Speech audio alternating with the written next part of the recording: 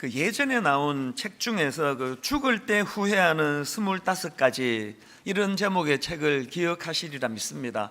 아마 꽤 많이 팔렸던 것으로 제가 기억이 되는데요. 이제 그 책은 그 호스피스 전문입니다. 약 1000명의 그 임종, 그 죽음을 지켜보았던 호스피스 전문 의사가 이제 자기가 경험했던 내용들을 가지고 이제 만든 책인데요. 저는 그 책에서 보니까 이 의사분이 보니까 그 사람들이 죽을 때 이런 후회를 많이 하더라, 또 저런 후회를 많이 하더라, 이걸 이제 25가지로 분류한 것도 저에게 굉장히 유익했지만, 제가 그 책을 보면서 제일 인상적이었던 게 뭐냐 하면은, 또 깨달았던 게 뭐냐 하면은, 사람은 대부분이 죽을 때 그 자기 삶에 대하여 후회하고 죽는다. 이게 저에게 참 많은 메시지를 가져다 줬습니다. 혹시 이런 말 들어보셨습니까? 인생과 저녁 식사의 차이는 저녁 식사에는 달콤한 것이 마지막에 나온다는 것이다. 이게 참 슬프기도 하고요, 또 그러나 또 부인할 수 없는 또 진리인 것 같아요. 인생하고 저녁 식사의 차이가 뭐라 그랬습니까? 저녁 식사는 마지막에 달달하고 달콤한 디저트로 그렇게 마무리가 되지만, 우리 인생의 마지막은 후회와 회한, 아쉬움, 이런 것들로 마무리된다는 걸 이렇게 표현한 것 같습니다. 그래서 저는 가끔씩 이제 제가 이 땅에서의 마지막 죽는 순간, 이런 걸 이제 이렇게 상상해 볼 때가 있는데요. 저는 이런 차원에서는 저의 이 땅에서의 죽기 직전의 맨 마지막 말이, 저는 이 말이기를 원합니다. 나는 죽어도 여한이 없다. 저의 임종을 지켜보는 저희 아이들과 그 아이들의 또 아이들이 저의 마지막을 지켜본다 할 때 이렇게 말할 수만 있다면, 이 아비는, 또 이 할아비는 죽어도 여한이 없다. 우리 나중에 천국에서 다시 만나자. 생각만 해도 이거 너무 벅찬 인생의 마지막 모습 아닙니까? 사실 저는 이런 맥락에서 오늘 본문의 주인공 다윗이 참 부럽습니다. 왜냐 하니까 오늘 본문 말씀이 이렇게 시작을 하는데요. 자, 1절을 한번 보십시오.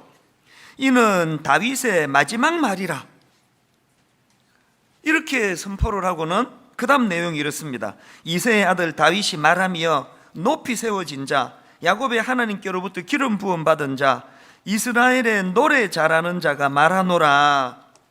지금 다윗이 자기 지나온 삶을 쭉 되돌아보는데, 이게 얼마나 거기에 자부심이 막 느껴지고, 또 그 자존감이 참 높은 그런 모습을 볼 수가 있지 않습니까?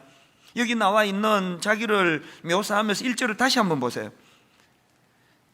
자기 스스로를 높이 세워진 자, 또 야곱의 하나님께로부터 기름 부음 받은 자, 또 그리고 이스라엘의 노래 잘하는 자가 말하노라. 저는 죽을 때 이 말은 못할 것 같아요. 이것도 참 인상적이지만요, 여기서 1절에서 참 중요한 건 이새의 아들 다윗의 말하며, 이게 참 의미 있는 표현이에요. 왜냐 하니까요, 여기 나와 있는 이새의 아들이라는 이 표현은요, 사실 원수들이 자기를 조롱하고 비하할 때 사용하던 표현이거든요. 예를 들어 보겠습니다. 사무엘상 20장 30절입니다. 사울이 요나단에게 화를 내며 그에게 이르되, 폐영무도한 계집의 소생아, 내가 이새의 아들을 택한 것이 내 수치와 내 의미의 벌거벗은 수치됨을 내가 어찌 알지 못하랴. 여기 나와 있는 이새의 아들은 그 존재를 굉장히 비하하면서 하는 말 아닙니까? 그런가 하면은 사무엘상 20장 1절에도 나오는데요, 마침 거기에 불량배 하나가 있으니 그의 이름은 세바인데 베냐민 사람 비그리의 아들이었더라. 그가 나팔을 불며 이르되, 우리는 다윗과 나눌 분깃이 없으며 이새의 아들에게서 받을 유산이 우리에게 없도다. 지금 이 다윗을 이새의 아들로 표현하는 건 아무것도 받을 게 없는 그 존재의 초라함을 지금 비아냥거리는 표현이거든요. 그런데 지금 오늘 아까 방금 읽었던 이 1절에서 다윗이 지금 자기의 지나온 삶을 되돌아보면서 표현하는 표현이 뭐였습니까? 이는 다윗의 마지막 말이라, 이새의 아들 다윗이 말하며, 이게 지금 뭘 의미하는 것 같습니까? 이걸 제가 가만히 보니까 두 가지 의미가 여기에 담겨져 있는데요. 하나는 다윗이 갖고 있는 기본적인 생각이 뭡니까?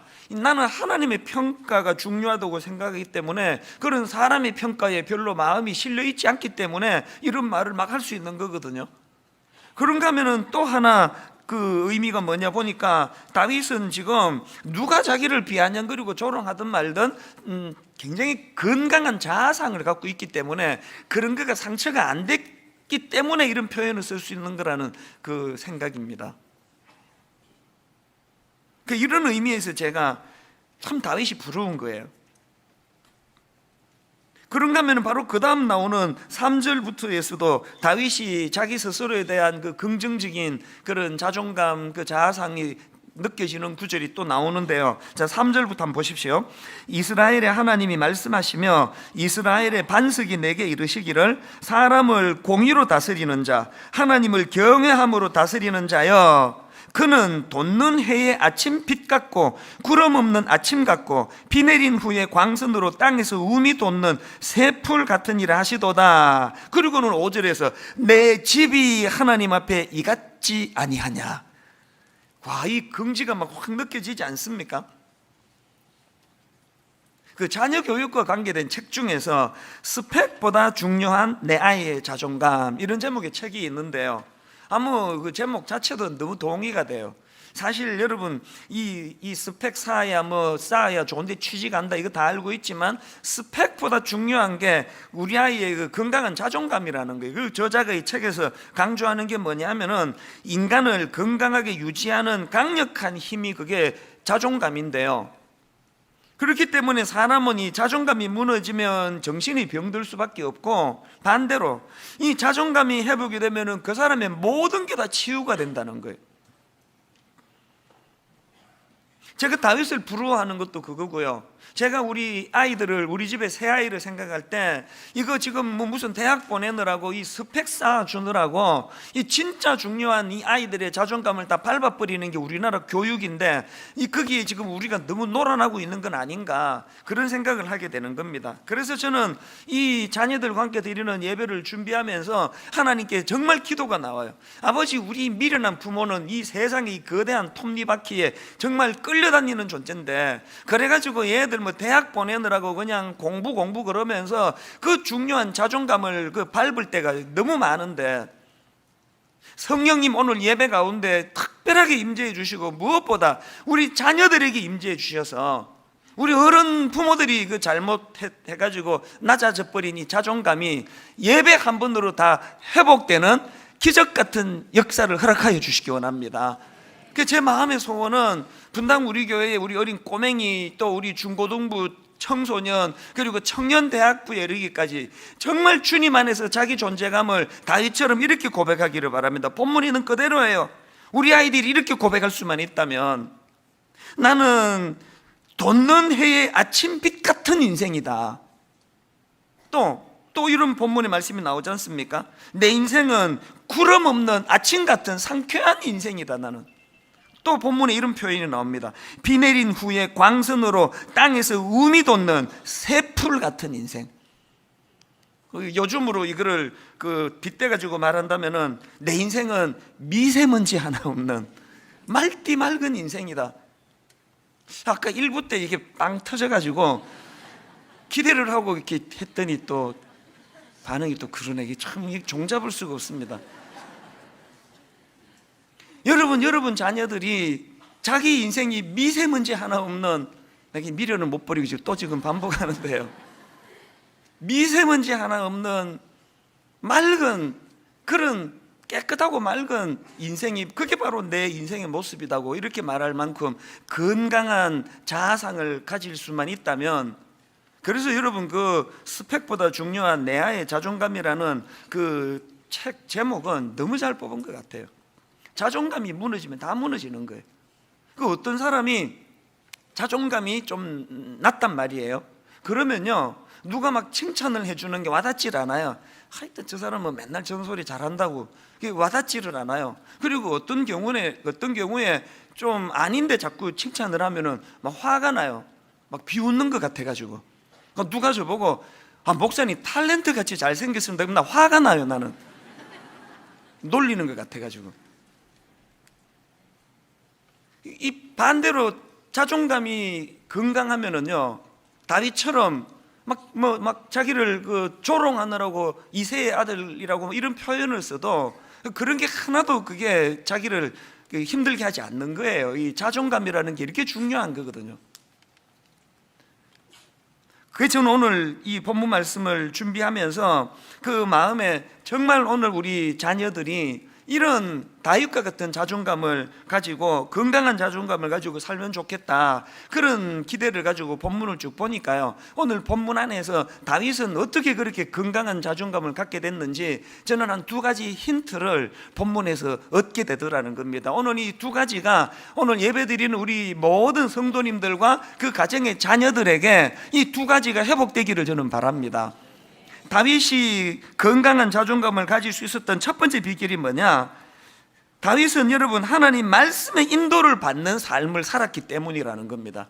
그 주일학교 아이들은 이제 또 우리 전사님들이나 목사님들이 또 이 대지를 말하고는 따라하라고 그러기 때문에 오늘 우리 아이들을 내가 의식해서, 자, 저를 한번 따라해 보시겠습니까?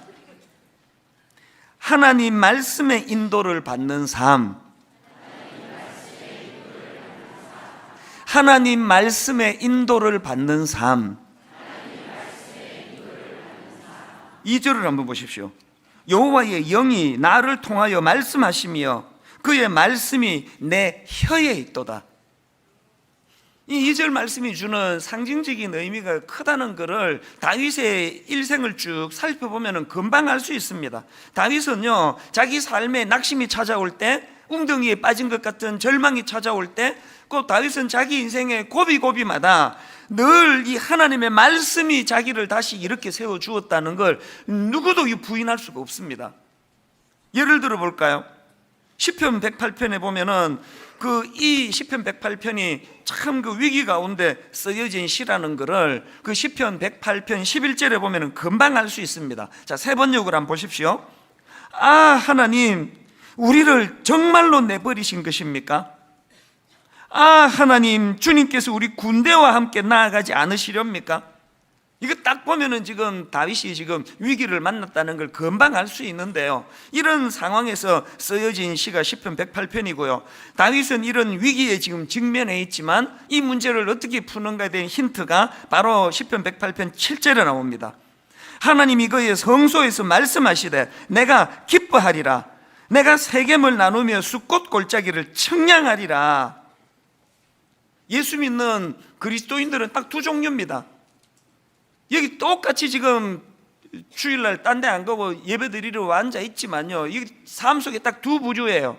다윗처럼 위기가 오고 다윗처럼 그 인생의 낙심과 좌절이 찾아올 때 믿음의 힘이 전혀 작동이 안 되는 부류가 있고요, 그런가 하면은 그때그때마다 말씀이 그 위기를 극복하게 만드는 원동력이 되는 삶을 사는 분이 계세요. 분명히 이 안에 그 두 부류로 나눌 수 있습니다. 예를 들어 볼까요? 저희 교회에요, 유아부 유치부 그 학부모들을 대상으로 하는 좋은 프로그램이 많습니다. 지금도 우리 교회 유치부에서 우리 드림 학교 이런 걸 진행을 하는데, 저는요, 분당 우리 교회 우리 주일학교 교역자들 얼마나 내가 고마운지 몰라요. 진심으로 저는 긍지를 갖고 있습니다. 그 딱딱 단계별로 그 유아 유치부부터 해가지고 초등학교, 중고등부, 대학부, 청년부 그런 그 주일학교 교육이 얼마나 잘 돼 있는지 그 꼬맹이 애들 부서 한번 가보세요. 그리고요, 그 애들뿐만이 아니고 그 젊은 엄마 아빠들을 그 모셔놓고 그 학부모 교육을 참 잘 시킵니다. 어떻게 아는가 하면은요, 이 우리 드림 학교가 토요일 오전에 있는데요, 제가 머무는 그 공간에 그 층에서 이 모임을 해요. 그래서 제가 한 번은 화장실에 가 있을 때, 좀 아침부터 지저분한 얘기긴 한데, 제가 이제 그 큰 거를 보느라고 이제 화장실 안에서 이제 문 닫고 이렇게 있는데, 이제 휴식 시간인가 봐요.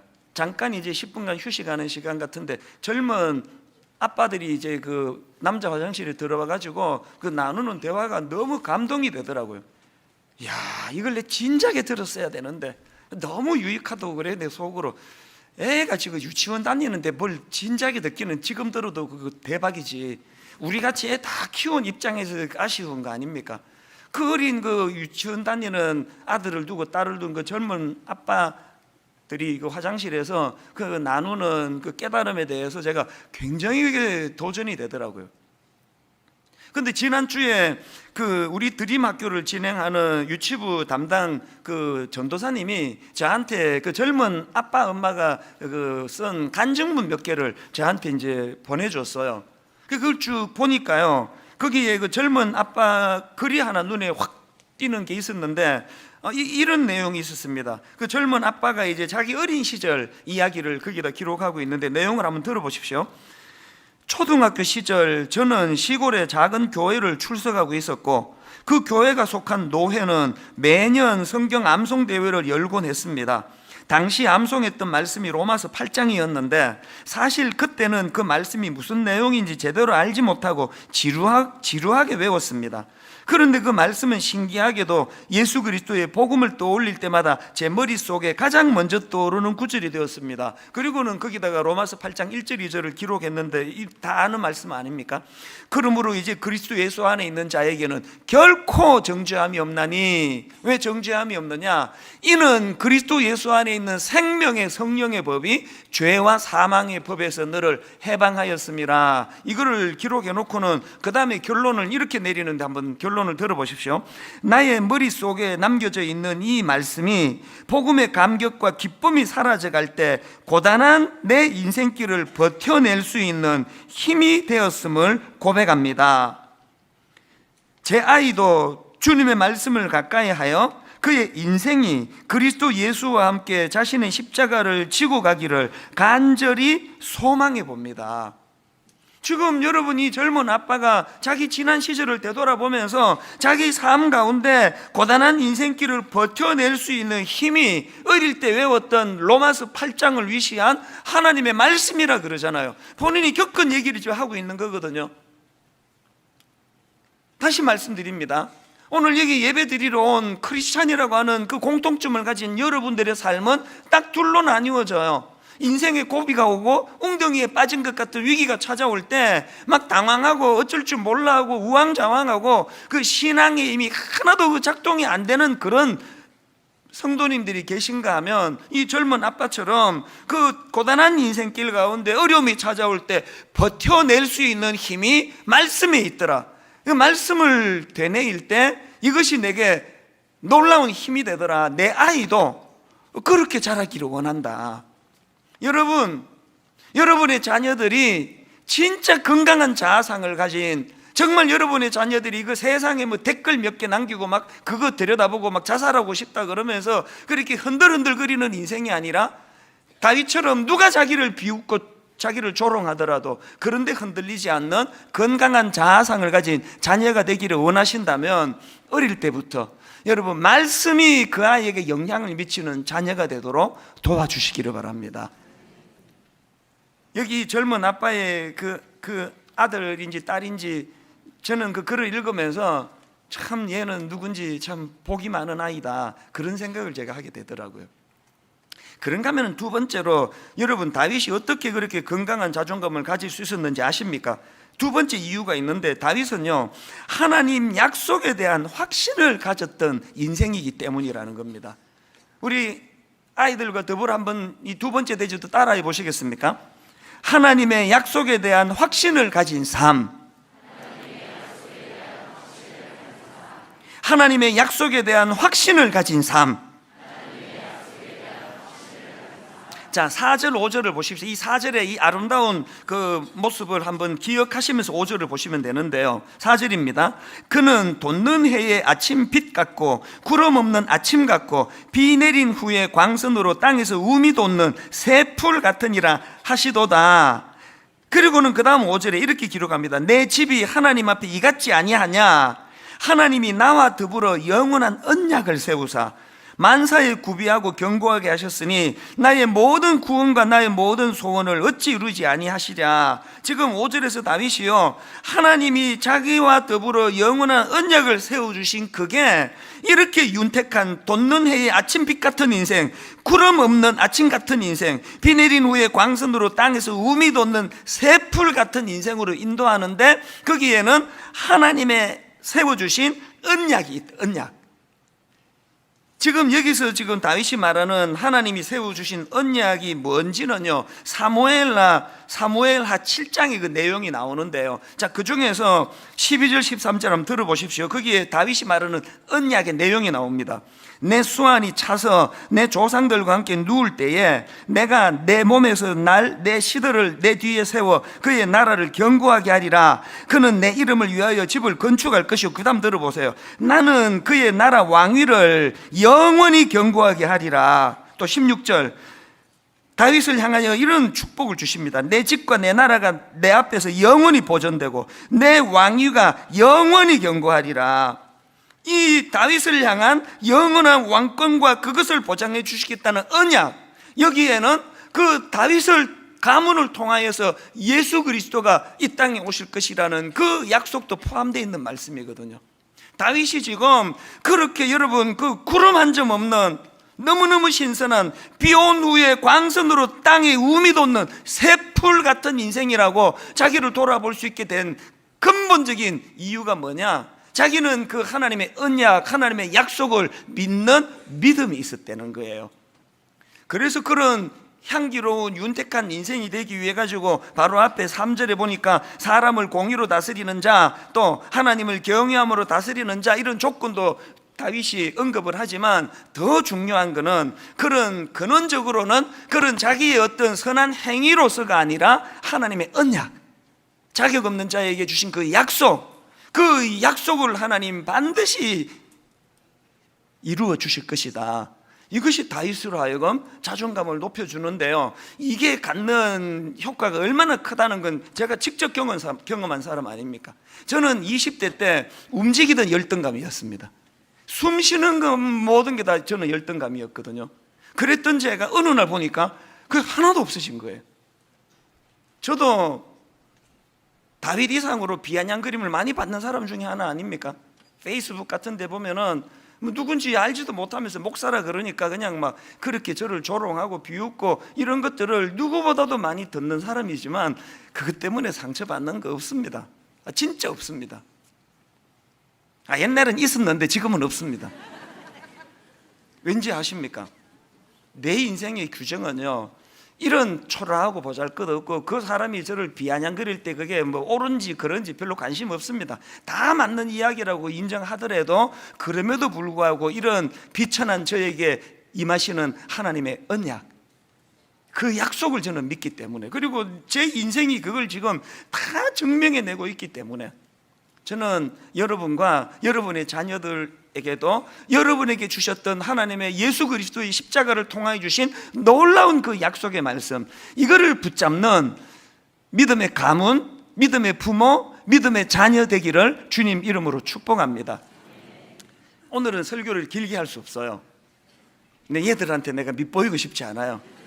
우리 아이들이 저 사람은 설교도 되게 기네, 이 말을 듣지 않기 위해서. 그리고 더 중요한 거는 이제 이 뒷부분에 우리 주일학교 교역자들과 아이들이 함께 나와가지고 찬양도 하고, 더 중요한 것, 이 선물도 나누어 주고 애들이 지금 뭐 눈 빠지게 기다리고 있는데요, 이런 시간이 있어서 제가 길게 설교를 못하지만, 그러나 아무리 시간이 없어도 여러분 결론으로 영상 하나는 내가 꼭 보여드리고 싶은 게 있습니다. 이 영상은요, 여러분 그 세계적인 요리 연구가 고든 램지라는 분 혹시 아시는지 모르겠는데요, 이 고든 램지는 세계적인 요리 연구가로도 유명하지만 독설가로도 유명해요. 그런데 여러분 이 세계적인 연구가 고든 램지 앞에 지금 제가 보니까 초보 요리사예요.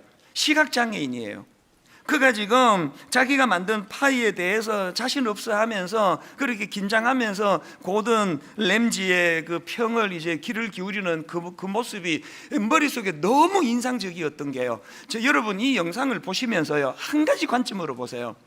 저 고든 램지가 하는 저 모든 말이, 그 시각장애인 요리사에게 한 모든 말이 하나님이 부족한 저에게 하시는 말이라고, 전 그렇게 대비해서 읽으니까 눈물이 왈칵 쏟아지더라고요. 우리 그 영상을 같이 보고 이제 말씀을 마무리하도록 하겠습니다. 이제 같이 보시도록 하겠습니다. 저는 저 영상을 보면서 그 자기가 만든 그 파이가 자신이 없어가지고 그 쓰레기라고 그렇게 표현하는 저 초보 그 요리사에게 그 고든 램지 세계적으로 인정을 받는 그분이 이 대단한 거라고 인정하면 반박할 사람이 아무도 없거든요. 여러분, 제가 저 영상을 보면서 왜 마음에 그렇게 감동이 됐느냐 하면요, 다윗, 사실은 그 상추로 치면은 어릴 때부터 아버지로부터 인정을 못 받았던 기억, 그 왕이 자기를 죽이려고 끊임없이 집요하게 자기를 쓰레기 취급했던 기억, 나중에는 왕이 되고 해서는 안 되는 악한 짓을 저지르잖아요. 성적인 죄를 짓고 아마 다윗같이 감성적으로 여린 입장에서 죽을 때까지 그 범죄했던 기억을 떨치지 못했을 거예요, 죄책감으로. 그런 다윗을 향하여 하나님은 너무나 언약으로 그를 인도해 주셨던 것처럼 저도 마찬가지거든요. 하나님이 어떻게 저를 인정해 주시는가에 대한 그 긍지가 회복이 되면, 그래서 제 설교를 그 음성으로 다운받아 보시는 분들은 이거 꼭 영상으로 한번 보시고 한번 느껴보시기를 바랍니다. 저는 오늘 그 고든 램지 그 요리 연구가 있던 그 말들이 너무 와닿는 거예요. 그만 자신을 의심해. 또 더 용감해야 돼. 더 이상 스스로에게 화내지 마. 십자가 지신 주님이 우리에게 하시는 말씀 같지 않습니까? 우리 이 하나님의 인정해 주시는 그 말씀을 마음에 담고 이제 우리 스스로에 대해 돋는 해의 아침 빛 같은 인생이다. 나도 그렇고 우리 아들도 그렇다. 구름 없는 아침 같은 인생이다. 나도 그렇고 우리 딸도 그렇다. 하나님 앞에 이렇게 낮아진 자존감이 회복되는 믿음의 성도님들과 그 자녀들 되시기를 주님 이름으로 축복합니다. 이제 오늘 다시 한번 이 자비와 양선의 균형이라는 그 제목을 가지고 한 번 더 이 부분을 살펴보기를 원합니다.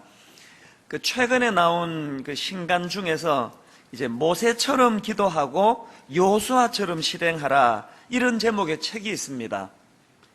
이 제목은 출애굽기 17장에 나와 있는 그 아말렉과의 전투, 그때 지도자 모세는 두 손을 들고 하나님 앞에 기도하고 있고, 바로 그 시간에 여호수아는 전투 현장에서 아말렉과 그 전쟁을 수행하는 그 역할 분담, 또 동력하는 모습, 아마 거기에서 힌트를 얻은 것 같습니다. 그 책 일부에 이런 내용이 나옵니다. 박사님은 사모님을 어떻게 만나셨어요? 프로포즈는 어떻게 하셨나요? 청년들은 배우자를 어떻게 고를지, 누가 내 배우자가 될지에 관심이 많다. 요즘 젊은이들은 결혼에 관심이 없어서 결혼 적령기가 계속 늦어진다고 하지만 내가 만나는 청년들은 그렇지 않다. 연애에서부터 결혼까지 계속 질문을 한다.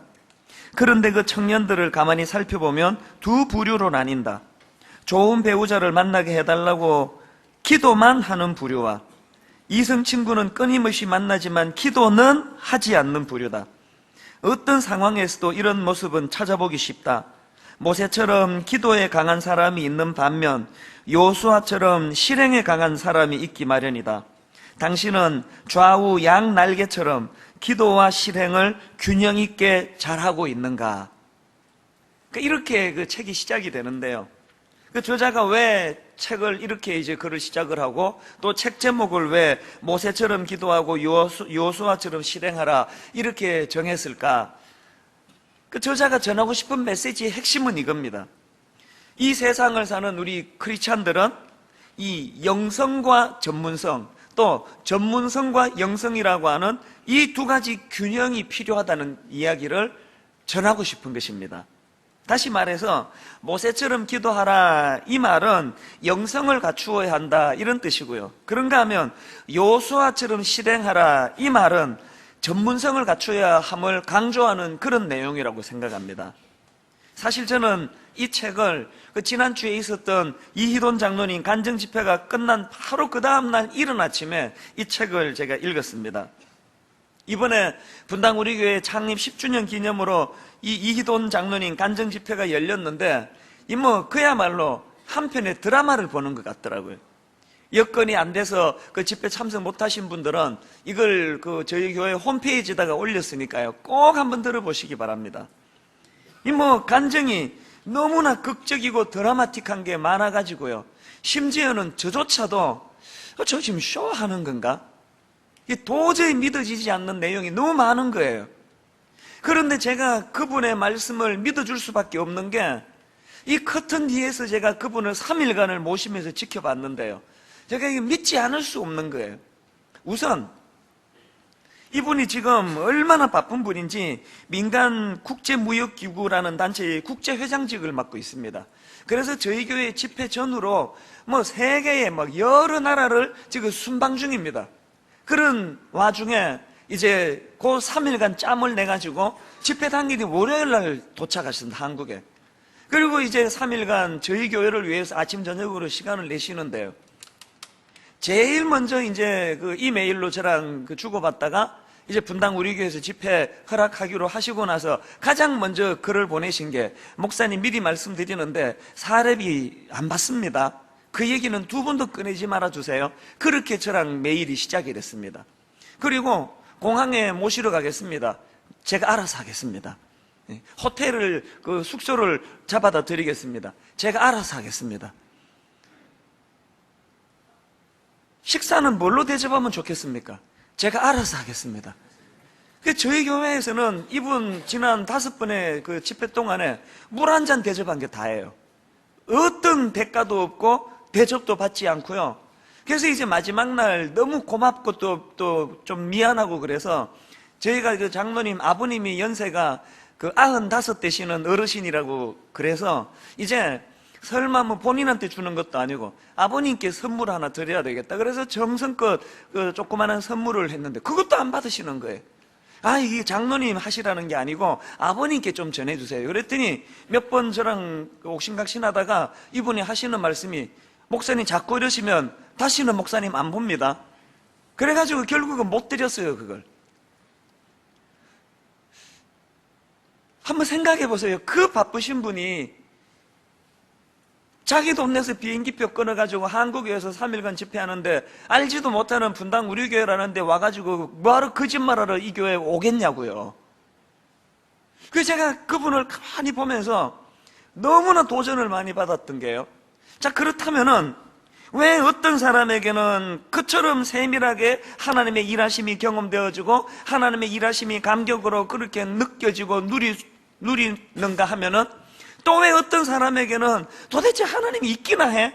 전혀 자기 삶에 이게 와닿지 않는 이런 일이 어떻게 가능한가? 제가 내린 결론이 뭐냐 하면은요, 이것은요, 영적 민감함의 차이라는 거예요. 우리가 영적으로 우둔해져서 세상살이에 찌들어가지고 이 하나님의 터치를 영적으로 느끼지를 못하는 거예요.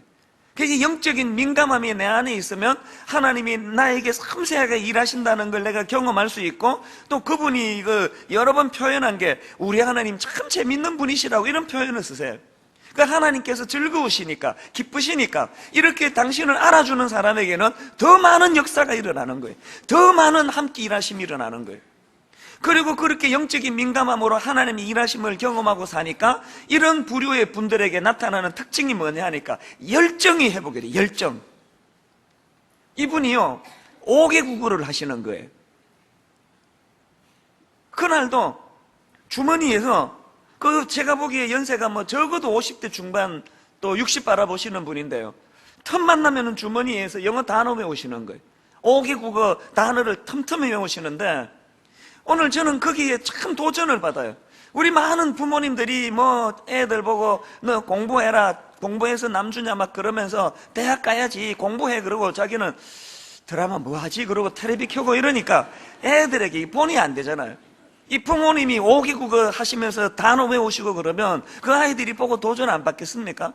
그러면 왜 그분은 그 60을 바라보는 그 연세에, 왜 그 연세에 단어 지금도 외우고 틈만 나면 그 식사 대접을 안 받는 게 시간 아끼시려고 그러는 것 같아요. 그 뭐 대접 받는다고 하다 보면 2시간은 좋게 가는데 집회 딱 끝나면 뭐 그냥 어떨 때는 인사도 못 드려요. 그냥 확 가버리셔가지고 그 시간을 촌음같이 아끼고 그 시간에 단어 외우고 그러면서 달려나갈 수 있는 것은 열정이 있기 때문이에요. 열정은 어떤 사람에게 있다고요? 하나님의 일하심을 목도하니까 그 하나님이 드라마 같은 그런 역전으로 자기를 이끄시니까 삶에 의욕이 생기는 거예요. 그래서 제가 10주년을 맞이해서 우리 하나님께서 왜 이 장로님을 보내주시고 바로 그 다음날 모세처럼 기도하고 여호수아처럼 실행하라는 그 책을 제 손에 들려주셨나. 그리고 제가 생각해 보니까 하나님이 10주년을 앞둔 이 시점에서 저와 우리 교회 성도님들에게 주시고 싶은 메시지가 있으신 거예요. 그게 제가 2가지 정도로 정리가 되더라고요. 하나는 하나님이 주시고 싶은 메시지가 이거예요. 하나님께서는 오늘도 살아계시고 오늘도 우리와 함께 일하고 계신다는 걸 니들이 경험해야 된다. 그런 영적인 민감함을 회복해라. 이 메시지를 주고 싶으신 거예요. 그런가 하면 2번째로 더 중요한 거예요. 그런 영적 민감함을 바탕으로 한 그 실행력의 회복. 다시 말하면 우리가 모세와 같은 뜨거운 믿음과 영성과 기도가 있다면 거기에 그치지 말고 여호수아와 같이 네 직장에서, 네 삶의 현장에서 그런 실행할 수 있는 실행력을 갖추어야 된다는 거예요. 그 이 2가지가 우리 안에서 참 균형 있게 자라기를 하나님이 원하시는데요. 그런 맥락에서 제가 지난주에 살펴본 성령의 열매, 자비와 양선의 균형을 오늘 한 번 더 이것을 다루어야 되겠다, 그런 생각을 하게 된 것입니다.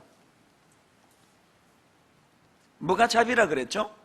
이웃을 향한 선한 마음, 이게 자비라면 뭐가 양선이죠? 그 선한 마음을 실제로 행동으로 옮기는 것. 그래서 선한 행동, 이게 양선이라고 말씀드렸습니다. 오늘 우리가 이 부분을 다시 살펴보기 전에 꼭 하나 기억해야 되는 게 뭐냐 하면은요, 이 자비와 양선이라는 덕목은 바로 우리를 향하신 하나님의 근본 성품이라는 사실입니다. 자, 이런 관점으로 제가 성경을 좀 뒤져보니까요, 구약에서 특별히 시편에서 이런 표현이 생각보다 많이 나오더라고요. 여호와께 감사하라. 그는 선하시며 그 인자하심이 영원함이로다. 이 표현이 여러 번 나오더라고요. 여호와는 선하시고 그 인자하심이 영원함이로다. 또 이것하고 비슷한 표현으로 시편 34편 8절에 너희는 여호와의 선하심을 맛보아 알지어다. 그에게 피하는 자는 복이 있도다. 그래서 조직신학자입니다. 정성우 교수라는 분이 스피드 조직신학이라는 책에서 이런 말을 했습니다. 성경은 이 세상을 창조하시고 다스리시는 절대 주권자 하나님이 선하신 분이라고 가르치고 있습니다. 하나님의 성품에 대하여 성경이 가장 근본적으로 강조하는 것은 바로 하나님의 선하심입니다. 이 100% 동의하는, 할 수 있는 말씀이에요. 그렇기 때문에 우리는 이 하나님의 선하심을 늘 구해야 돼요. 시편 27편 13절 14절에 이런 말씀이 있습니다. 내가 산 자들의 땅에서 여호와의 선하심을 보게 될 줄 확실히 믿었노라. 너는 여호와를 기다릴지어다. 강하고 담대하여 여호와를 기다릴지어다. 이 부분을 표준세 번역이 쉽게 번역합니다. 이 세상에 머무는 내 한 생애에 내가 주님의 은덕을 입을 것을 나는 믿는다. 이게 얼마나 중요한 믿음이에요. 내가 죽어서 천국 갈 때 하나님의 선하심을 경험하는 그것도 중요하지만, 언제? 내가 산 자들의 땅에서, 내가 이 세상에 머무는 내 생애 가운데 하나님의 선하심을 경험할 것을 나는 믿는다. 그 믿음을 선포하는 거예요. 여러분, 우리가 이 땅을 살아가면서 바로 이 하나님의 선하심, 그 이희돈 장로님이 날마다 경험하고 누리고 기뻐하는 그 하나님의 선하심을 우리도 누려야 된다는 거예요.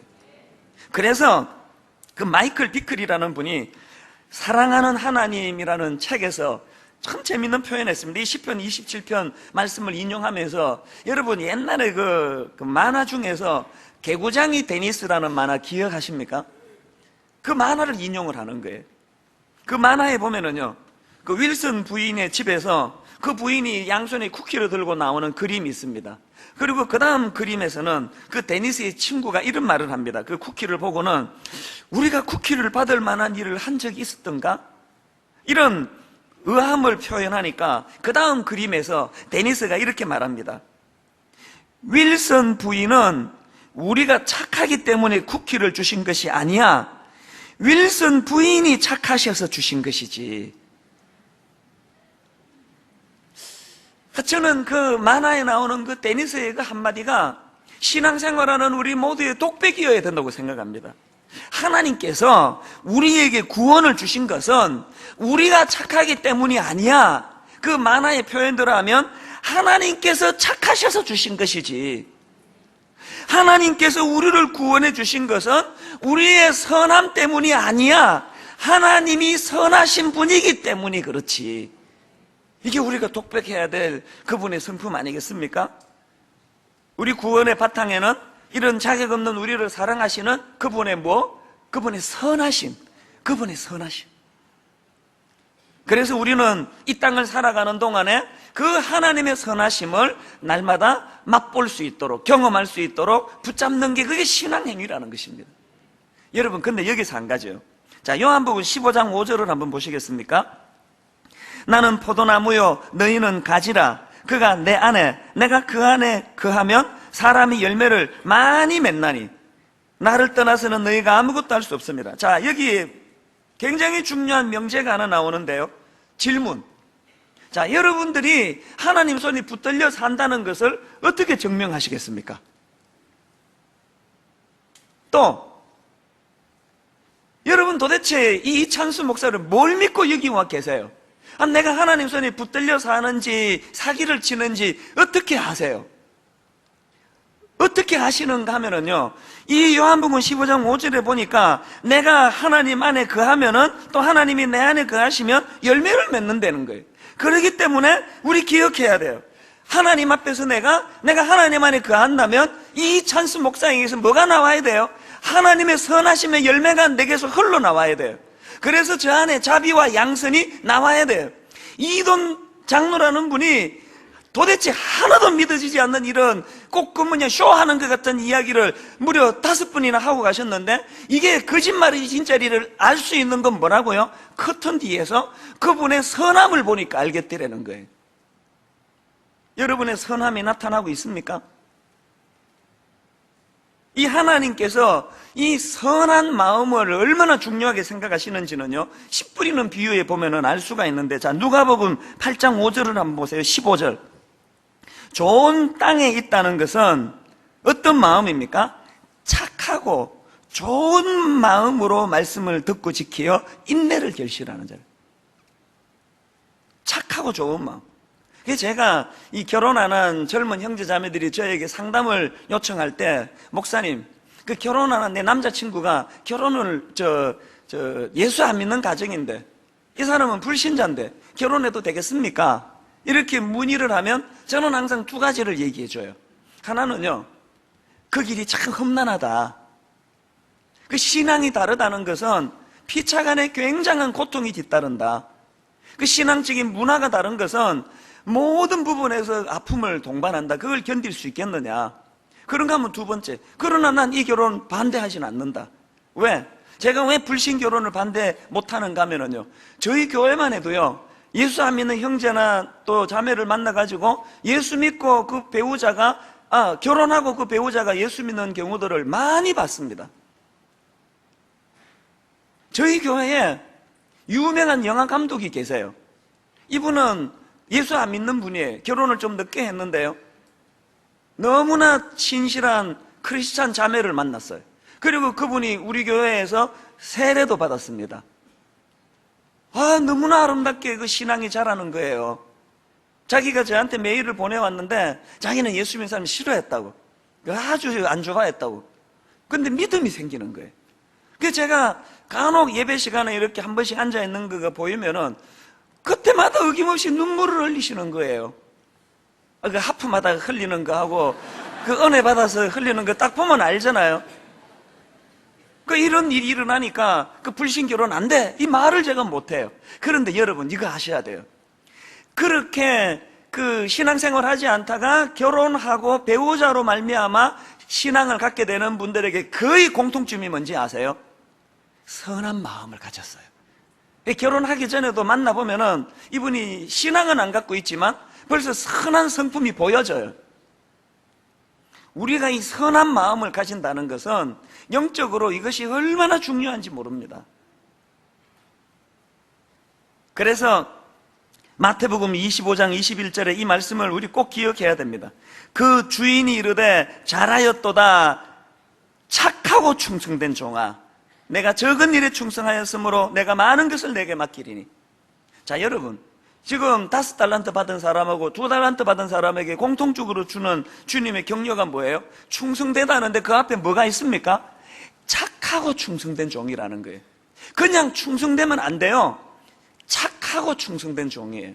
또 주님이 책망하실 때 이 악하고 게으른 종이라 그래요. 이런 맥락에서 본다면 오늘 우리 예수 믿는 크리스찬들이 너무 사납지 않은가 그런 생각을 해요. 충성되기는 하는데 너무 사나워요. 그 옳은 이야기를 그렇게 혈기 부리면서 해야 됩니까? 온 교회에 충성하는 사람들을 보면은 상당히 많은 사람들이 울분이 있고 혈기가 있고 분이 있고, 그건요 충성은 하는데 한 대목에서 문제가 있는 거예요. 여러분, 하나님 앞에 충성스러운 종입니까? 선한 마음을 가지시기 바랍니다. 부드러운 마음을 가지셔야 돼요. 로마서 12장 21절을 보십시오. 악에게 지지 말고 악으로 악을 이기라, 그렇게 말씀하셨습니까? 선으로 악을 이기라 그랬잖아요. 이 성경이 틀렸네, 고치지 마세요. 악으로 악을 이기는 거 아니에요. 선으로. 그래서 인내가 필요한 거 아니겠습니까?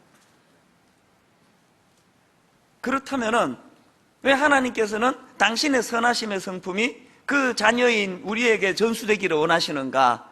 여러분, 이 질문에 대해서 주님이 친히 대답해 주셨는데요. 자, 마태복음 5장 16절을 보시기 바랍니다. 이와 같이 너희 빛이 사람 앞에 비치게 하여 그들로 무엇을 보고? 너희 착한 행실을 보고 하늘에 계신 너희 아버지께 영광을 돌리게 하라. 그래서 열매 맺기라는 책에 보면은 이런 대목이 나옵니다. 하나님의 선하심을 반영하는 우리의 능력은 하나님에게서 오는 것이에요. 꼭 기억하세요. 그 선하심은 내게 아니에요. 하나님의 성품이에요. 하나님에게서 와요. 그 다음에 두 번째로 보니까 또한 타인을 하나님께 인도하는 통로가 된다. 우리의 이 선한 행동이 이렇게 중요한 거예요. 최근에 이게 그 증명이 된 일을 제가 한번 경험했는데요.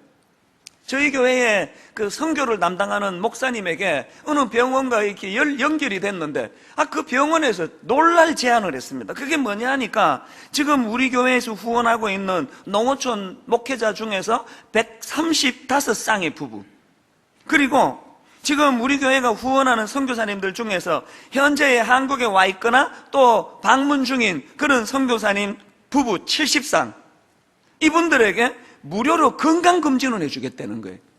여러분, 전체 합하면 400명이 넘는 숫자인데 이게 적은 인원입니까? 더군다나 이 병원에서 뭐라고 말하는가 하면은 건강검진을 하다가 혹시 그 본인 부담금, 그 개인이 돈을 내야 되는 일이 발생하면 병원에서 대신 내주겠다는 거예요. 그뿐만이 아니고 검사하는 과정에서 하루를 주무시고 가야 되는 분들이 생기면 자기들이 숙식을 제공하겠다는 거예요. 이런 고마운 병원이 어디 있습니까? 그런데요, 참 재밌는 것은 그 고마운 병원의 병원장이 난 크리스찬이에요. 그 교회를 안 다니세요. 이게 어떻게 이런 일이 가능했나? 그 병원에 예수 믿는 원목이 평생 꿈이 이거였대요. 자기는 선교사님들에게 또 가난한 목회자들에게 이런 혜택을 드리고 싶은 거. 그래서 이제 그 병원장을 설득했겠죠, 모르긴 해도. 그래서 이제 작은 규모로 그렇게 시작을 했는데 그 하나님의 선하심이 그 병원으로 흘러가니까 그 일을 통해서 그 병원이 점점 복을 받는 거예요. 그 일이 기쁜 거예요. 이게 재밌는 거예요. 그래서 이번에는 그 예수 안 믿는 병원장이 오히려 더 이런 일에 대해서 기쁘게 생각하고 그렇게 이런 일을 시작했다는 거예요. 이게 바로 여러분, 아까 제가 인용했던 마태복음 5장 16절에 그들로 너희 착한 행실을 보고 하나님께 영광을 돌리게 하라는 이 말씀이 구현된 거 아닙니까? 그래서 저는 여러분을 축복하면서 복을 빌면서 저는 여러분들의 직장에서, 여러분의 가정에서, 여러분 예수 알지 못하는 친정이나 예수 알지 못하는 시댁이나 여러분들의 곳곳에서 여러분의 그 착한 행실을 보고 하나님께 영광을 돌리는 일이 일어나기를 주님 이름으로 축원합니다. 이 자비와 양선이 이렇게 중요한 거예요. 그래서 제가 오늘 이 자비와 양선과 관련해서 우리가 실천해야 될 대안 두 가지를 말씀을 드리려고 합니다. 첫째, 회개해야 된다는 거예요. 뭘 회개해야 될까요? 우리가 선하게 살지 못한 것에 대해서. 이 라벨이라는 분이 내 이웃의 탄식에 귀를 기울이라 이런 책을 썼는데요, 사실 저는 이분의 신학에 다 동의하는 건 아니에요. 좀 신학적으로 논란을 일으키는 분이에요. 그런데 저는 그 책에서 어느 한 대목은 너무나 와닿았습니다. 이분이요, 마태복음 20장에 나오는 소경 두 사람에 관한 메시지를 인용을 하는데, 자, 성경을 한번 보십시오. 29절에서 31절입니다. 그들이 여리고에서 떠나갈 때에 큰 무리가 예수를 따르더라. 맹인 두 사람이 길가에 앉았다가 예수께서 지나가신 다음을 듣고 소리 질러 이르되 주여 우리를 불쌍히 여기소서 다윗의 자손이여 하니, 무리가 꾸짖어 잠잠하라 하되 더욱 소리 질러 이르되 주여 우리를 불쌍히 여기소서 다윗의 자손이여 하는지라. 여기서 이 두 소경이 두 번에 걸쳐서 외쳤던 게 뭐예요? 다윗의 자손이요. 그런데 여러분, 그 당시에 이스라엘 백성들에게 있어서 이 다윗의 자손이라면은 두 인물이 떠오른다는 거예요. 한 인물은 누굴까요? 상식적으로 당연히 다윗의 아들 솔로몬이죠. 그 다윗의 자손 아닙니까? 그런가 하면 또 한 인물이 떠오르는데 오실 메시아가 떠오른다는 거예요. 그래서 이 두 인물 중에서 우선 메시아에 관한 예언의 말씀을 보자면, 자, 예레미야 23장 5절을 보십시오. 여호와의 말씀이니라 보라 때가 이르리니 내가 다윗에게 한 의로운 가지를 일으킬 것이라. 그가 왕이 되어 지혜롭게 다스리며, 그 다음 보세요. 오실 메시아에게 어떤 그 특징이 있습니까? 세상에서 정의와 공의를 행할 것이며. 그렇게 다윗의 자손인 메시아에 대해서 이렇게 정의를 내립니다. 그런가 하면은 이스라엘 백성들이 생각하는 또 다른 다윗의 자손 한 사람 누구예요? 솔로몬. 이 솔로몬에 대해서도 그 책에 보면은 남방 여왕이 그 솔로몬을 평가하는 대목이 나오는데, 자, 열왕기상 10장 9절입니다. 당신의 하나님 여호와를 송축할지로다. 여호와께서 당신을 기뻐하사 이스라엘 왕위에 올리셨고 여호와께서 영원히 이스라엘을 사랑하심으로 당신을 세워 왕으로 삼아 정의와 공의를 행하게 하셨도다 하고. 이게 재밌지 않습니까? 두 다윗의 자손인 메시아도 정의와 공의를 행한다고 평가를 받고 솔로몬도 정의와 공의를 행한다 평가를 받는데, 그런데 그 책에서 주장하기를 이 겉으로 보여지는 솔로몬에게 평가하는 이 정의와 공의라는 평가는 옳은 평가가 아니라는 거예요. 무슨 근거로 그런 주장을 하는가 하면은, 자, 열왕기상 9장 15절을 보시기 바랍니다. 솔로몬 왕이 역군을 일으킨 까닭은 이러하니 여호와의 성전과 자기 왕궁과 밀로와 예루살렘 성과 하솔과 머깃도와 게셀을 건축하게 하였습니다. 자, 이 본문에서 두 가지 주목을 해야 되는 게 있는데, 하나는요, 역군이라는 표현이에요. 솔로몬 왕이 역군을 일으켰는데 역군이 누구냐? 이 역군은 그 당시에 강제 노역에 끌려온 사람, 노예들을 말하는 거예요. 이게 뭘 상징할까요? 이스라엘 백성들은 자기들이 노예에서 애굽으로 신음하는 것, 애굽에서 노예 생활로 신음하는 걸 못 견뎌가지고 홍해를 탈출하지 않았습니까? 그런데 몇 세대가 지나기 전에 입장이 바뀌어가지고 이제는 자기들이 노예를 압제하는 압제자가 됐다는 거예요. 그 당시 속박을 당하며 울부짖던 이스라엘 민족이 이제는 다른 사람들을 울부짖게 만드는 민족이 되어버렸다는 거예요.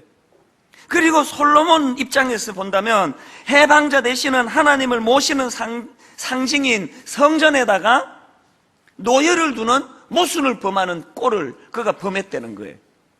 그런가 하면 이 본문에서 두 번째로 기억해야 되는 게 뭐냐면은 솔로몬이 건축하려고 했던 그 건축의 용도인데요, 아까 열왕기상 9장 15절에 나오는 하솔과 머깃도와 게셀은 군사 기지였습니다. 이게 무슨 의미가 있나 하면은 솔로몬은 엄청난 부와 자원을 이용해 가지고 군사 기지를 지었는데, 그 군사 기지를 지은 이유가 뭐냐 하니까 솔로몬 개인의 그 자원과 부를 보호하기 위한 조치라는 거예요. 그렇기 때문에 이것들을 종합해 보면은 이스라엘 백성들이 기억하는 솔로몬의 모습이란 것은 겉으로 보기에는 정의와 공의를 행하는 것처럼 보여졌지만 실상으로는 정의와 공의를 행하는 게 아니라 자기 배를 지키고 자기가 가지고 있는 기득권을 지키고 자기의 안전과 안위를 추구하던 인물로 기억이 되더라는 거예요. 그러면서 그 책에서 뭘 주장하는가 하면은요, 마태복음 20장에서 두 소경이 다윗의 자손이여 라고 울부짖을 때는 거기에 두 가지 의미가 있다는 거예요. 하나는 글자 그대로 자기들의 그 어려운 처지를 불쌍히 여겨달라는 절규적인 측면이 하나 있는가 하면은, 또 하나는 뭘까요? 다윗의 자손이여라는 그 외침 속에는 예수님 당신은 어떤 다윗의 자손이십니까? 예수님 당신은 정의와 공평을 지키는 메시아와 같은 분이십니까? 아니면은 자기 유익을 위하여 군사기지를 짓는 솔로몬과 같은 부류의 분이십니까? 이것을 묻는 메시지라는 거예요. 저는요, 그 대목을 읽는데 전율이 느껴지더라고요. 왠지 아시죠? 오늘 세상 사람들이 교회를 향해서 끊임없이 던지는 질문이 그거 아닙니까? 분당 우리 교회가 교회라는 건 내가 알겠는데 도대체 너희들의 그 교회는 어떤 교회냐는 거예요.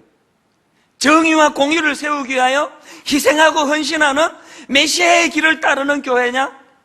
아니면 날마다 니들 배나 채우기 위하여 탐욕적이고 이기적이고 연약한 자들을 돌보지 않는 솔로몬식의 교회냐는 거예요.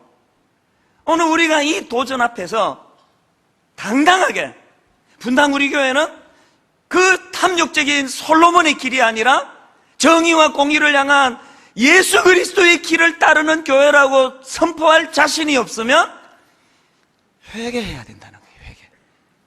10주년을 맞은 이 시점에 흥분하고 들떠고 우리끼리 떡 해먹고 잔치하는 것보다는 지난 10년을 돌아보면서 하나님, 이 교회가 초심을 잃어버리고 처음에는 메시아의 길을 따른 것 같았는데 교회가 커지고 재산이 많아지면서 하나님, 탐욕적인 솔로몬의 길을 우리가 따르고 있습니다. 이렇게 진단이 되면 회개해야 된다는 거예요.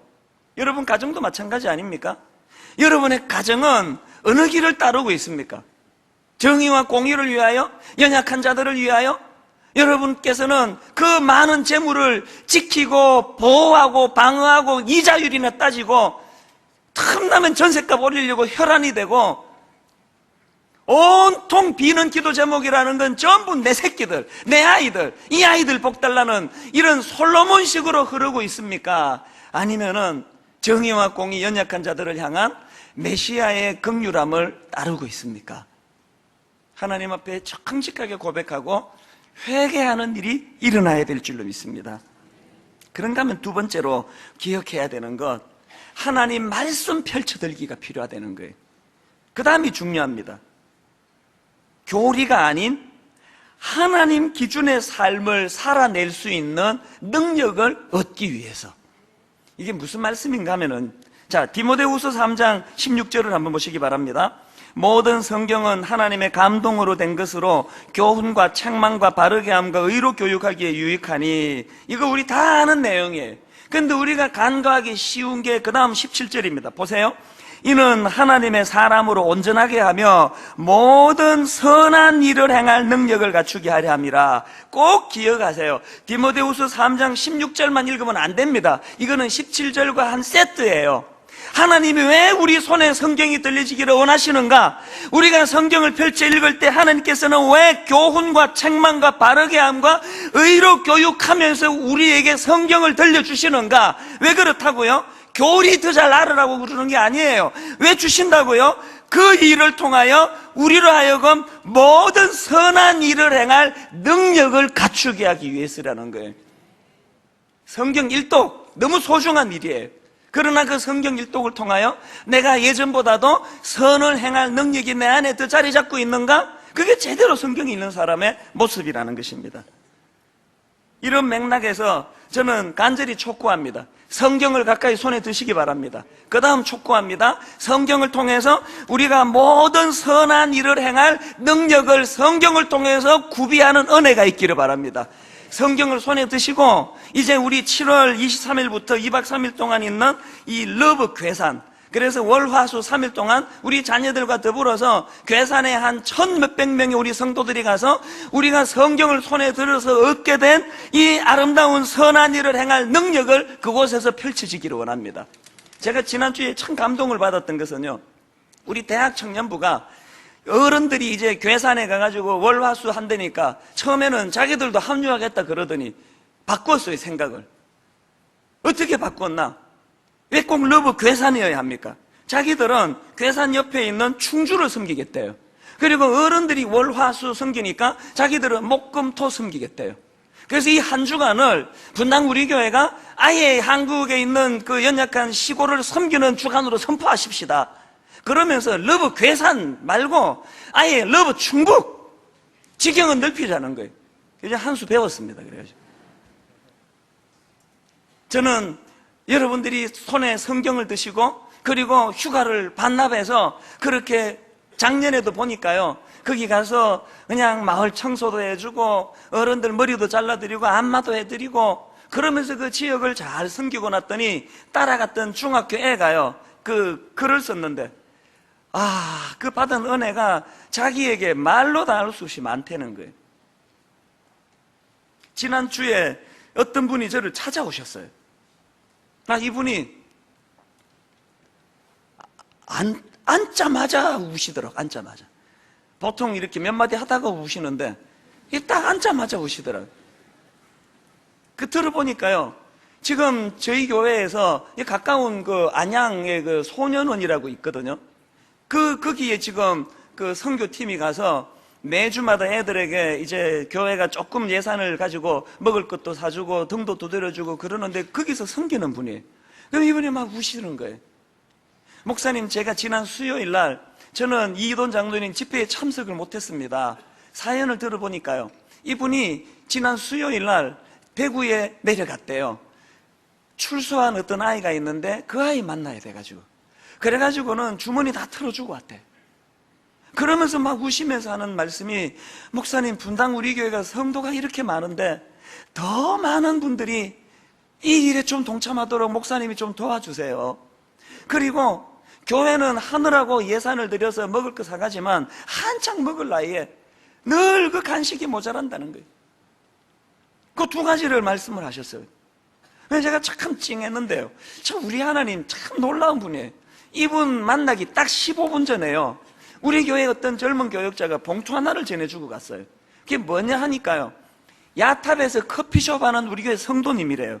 그분이 그 봉투에다가 큰 돈을 넣어가지고 주셨는데 편지가 있어요. 편지를 보니까 이런 요지예요.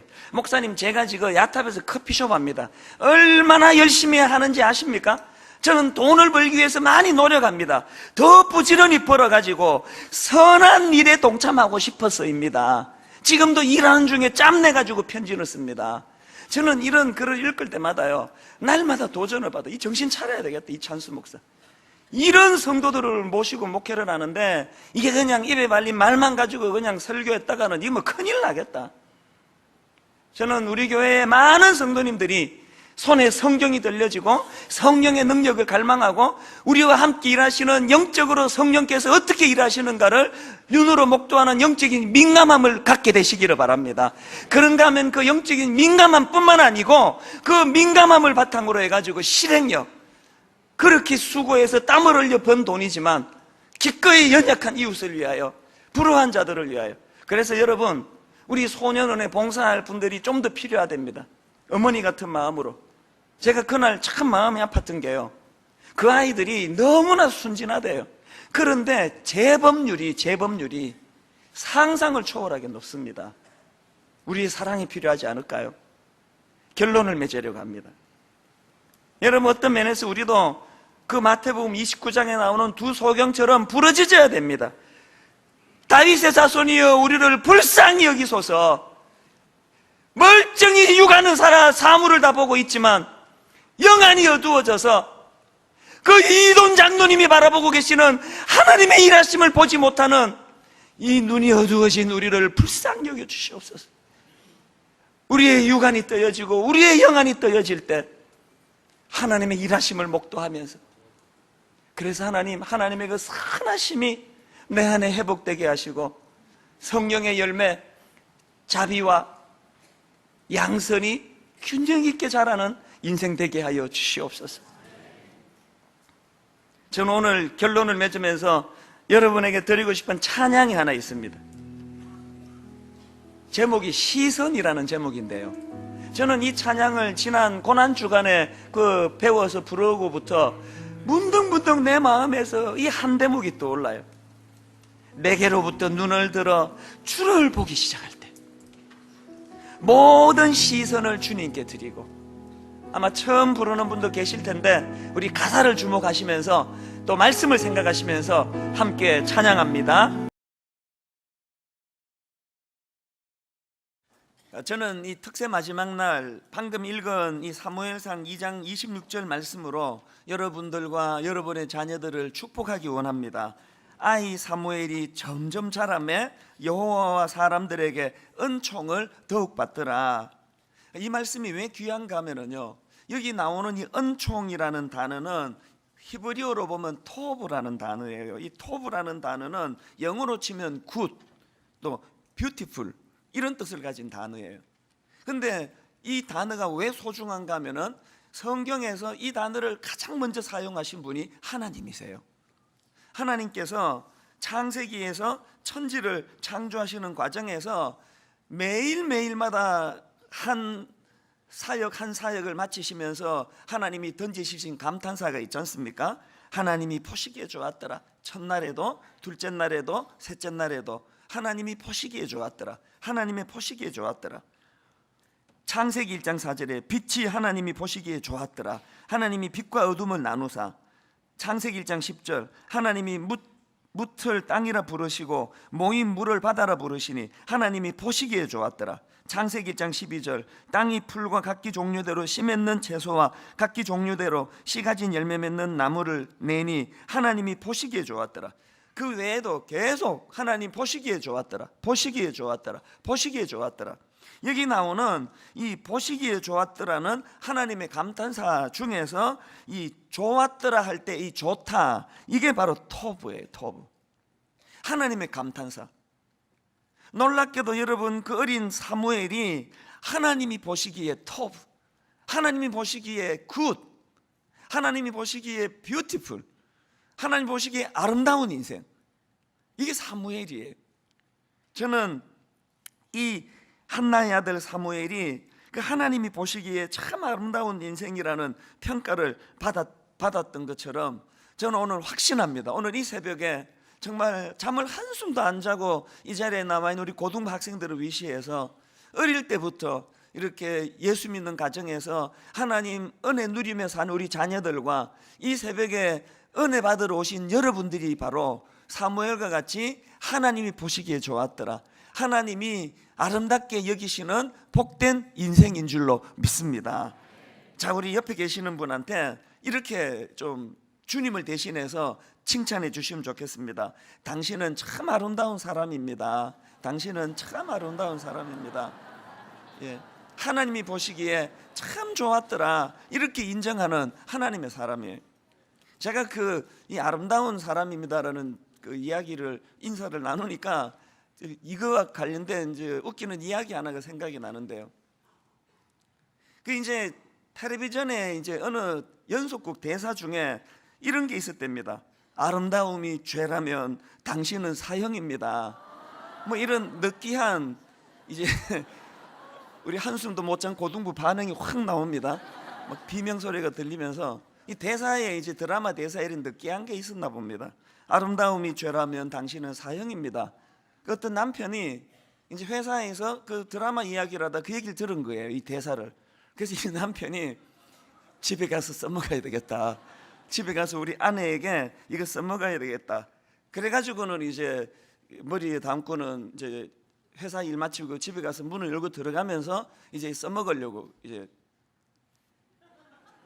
딱 했는데 대사가 잘 생각이 안 나는 거예요. 그래서 이제 앞에 거는 분명히 이렇게 이야기했습니다. 아름다움이 죄라면, 그 다음에 생각이 안 나는 거예요. 그래서 이렇게 이야기했습니다. 당신은 석방입니다.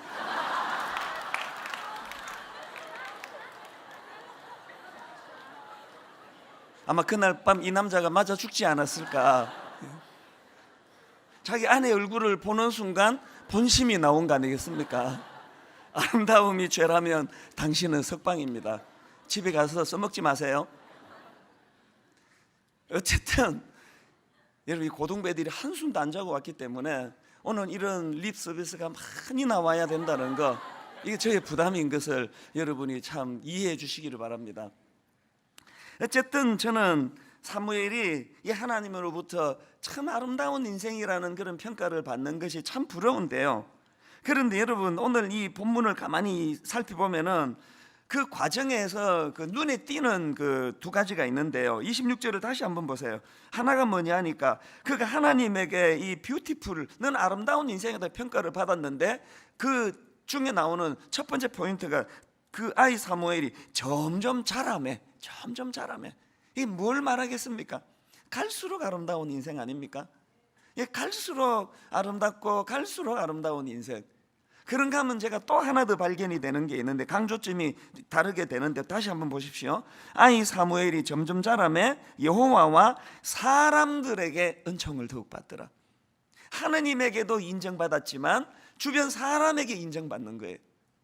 이게 참 중요한 거 아닙니까?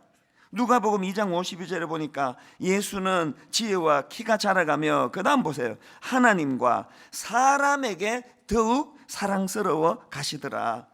우리가 하나님께 인정받는 것 너무너무 소중하지만, 우리가 하나님께 인정받는 하나님의 사람이라면 주변 사람들에게도 아름다움을 인정받을 수 있어야 되는 거, 이 교회도 마찬가지 아닙니까? 초대교회는 제가 미국 이민생활을 끝내고 한국에 가서 교회를 섬겨야 되겠다 할 때 주셨던 내 꿈이에요. 사도행전 2장 46절 보십시오. 날마다 마음을 같이하여 성전에 모이기를 힘쓰고 집에서 떡을 떼며 기쁨과 순전한 마음으로 음식을 먹고. 이 아름다운 공동체, 오늘 바로 오늘 이 특세가 이 사도행전 2장 46절을 구현해낼 거예요. 안에서 주님을 찬양하고 기도하고 축복하고, 오늘의 한낮, 오늘 뭔가 결핍이 돼가지고 눈물 흘리고 있는 우리 이웃을 품고 기도하는 일을 이 안에서 하고, 그리고 문 열고 바깥에 나가면 오늘 학교 운동장 마당에서 떡이 준비되어 있고, 생수는 어느 권사님이요, 이 사연이 있어요. 최근에 남편은 잃었습니다. 장례를 치르고 슬픔을 겪은 이 권사님이 오늘 이 공동체와 이 기쁨을 함께 나누고 싶어가지고 생수를 제공해 주셨어요. 그 소식을 들은 건 아니지만 우리 교역자들이 이번에 또 우리도 좀 섬기자, 그래서 이 송림에서 예배 드리시는 성도님들에게는 최근에 남편을 잃은 그 슬픔을 딛고 일어서시면서 여러분에게 제공하시는 그 권사님이 생수를 제공해 주시는 거고요. 저기 서현교육과는 우리 교역자들이 십시일반해 가지고 이번에 생수를 제공해 드립니다. 저는 분당 우리 교회가 정말 사도행전 2장 46절 말씀이 구현되는 은혜가 있기를 바랍니다. 날마다 마음을 같이하여 성전에 모이기를 힘쓰고 집에서 떡을 떼며 기쁨과 순전한 마음으로 음식을 먹고. 그랬더니 그 다음 47절을 보세요. 하나님을 찬미하며 그 다음에 또 온 백성에게 칭송을 받으니, 온 백성에게 칭송을 받으니 주께서 구원받는 사람을 날마다 더하게 하시니라. 한국 교회가 아픈 거 이거 아닙니까? 우리끼리는 잘 하는데, 우리끼리 뭐 떡도 해먹고 뭐 다 하는데, 안 믿는 사람들은 우리 교회를 칭송하지 않습니다. 지금 이걸 어떻게 하면 이걸 회복할 것이냐. 우리 모두가 이런 꿈을 꾸면 좋겠습니다. 사무엘처럼 아이 사무엘이 점점 자라매 올해보다는 내년이 더 아름다워지는 인생. 저는요, 비록 육신적으로는 성장기가 끝난 지가 오래됐습니다. 이제 더 자라지 않습니다. 그리고 제 피부가, 저의 외모가, 제 머리카락이 갈수록 아름다워지지는 않습니다.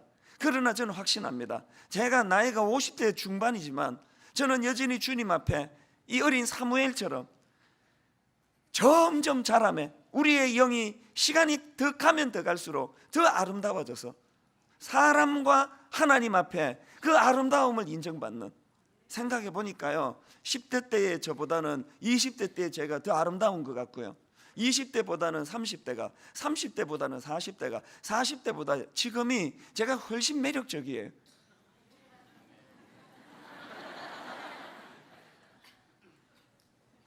너무하신 거 아닙니까?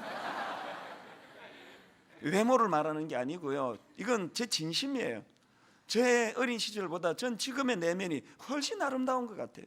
용서의 폭이 훨씬 더 넓어졌고요, 용납의 폭이 훨씬 넓어졌고, 사랑하겠다고 결심하고 나서 사랑은 은사라는 걸 깨닫고 나니까 저는 방언은 못하지만 통변의 은사를 가지고 누가 저를 찾아와 원망하고 제 마음을 상하는 말을 해도 목사님 사랑받고 싶어요, 목사님 관심 받고 싶어요, 그렇게 들려지는 이런 일은 제 30대 때는 없었습니다. 저는 오늘 예배하는 여러분 모두가 다 여러분이 무덤에 가는 그날까지, 그 전날까지 점점 자라매, 우리의 육신은 후패하지만 우리의 영혼은 하나님이 갈수록 뷰티풀, 너 아름다운 인생이야, 그렇게 하나님이 인정하시는 주님의 자녀들 되시기를 바랍니다. 여러분 이런 소원을 갖고 계시다면요, 이거 점검할 게 있습니다. 사무엘은 도대체 어떻게 했길래 그런 아름다운 삶을 평가받을 수 있었을까? 두 가지 제가 정리해 드리겠는데요, 여러분 우리도 사무엘처럼 갈수록 아름다운 인생이 되려면 두 가지를 회복해야 돼요. 첫째, 하나님과의 관계가 살아있는 인생. 제가 이 사무엘서를 얼마나 많이 읽었겠습니까? 설교를 이 특세를 앞두고 제가 이 사무엘상 2장과 3장을 읽다가 발견한 게 몇 가지 있는데, 그 중에 뭐냐 하니까요, 이 어린 시절의 사무엘을 묘사하는 그 성경 구절에 공통점이 있더라는 거예요. 자, 한번 보세요. 11절, 엘가나는 라마의 집에 자기 집으로 돌아가고 그 아이는 제사장 엘리 앞에서 다 같이 여호와를 섬기니라. 18절, 사무엘은 어렸을 때 세마포 에봇을 입고 다 같이 여호와 앞에서 섬겼더라. 21절, 여호와께서 한나를 돌보시사 그로 하여금 임신하여 세 아들과 두 딸을 낳게 하셨고 아이 사무엘은 다 같이 여호와 앞에서 자라니라. 26절, 아이 사무엘이 점점 자라매 여호와와 사람들에게 은총을 더욱 받더라. 3장 19절, 사무엘이 자라매 여호와께서 그와 함께 하셔서. 3장 21절, 여호와께서 실로에서 다시 나타나시되 여호와께서 실로에서 여호와의 말씀으로 사무엘에게 자기를 나타내시니라. 어린 사무엘을 계속 묘사하는 공통점이 뭡니까? 여호와 앞에서 여호와를 섬기더라, 여호와 앞에서 자라니라, 여호와께서 그와 함께 계셔서 여호와의 말씀으로 그에게 나타나시니라.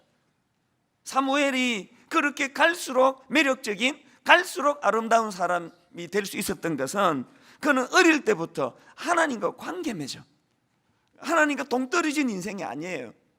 이것과 관련해서 사무엘상 2장과 3장에서 또 다른 제가 발견한 공통점이 하나 있다면요, 사무엘상 2장과 3장이 그 전개되는 과정에서 의도적으로 지금 사무엘과 엘리 두 아들을 비교하면서 이거를 전개해 나가더라고요. 자, 이것도 보십시오.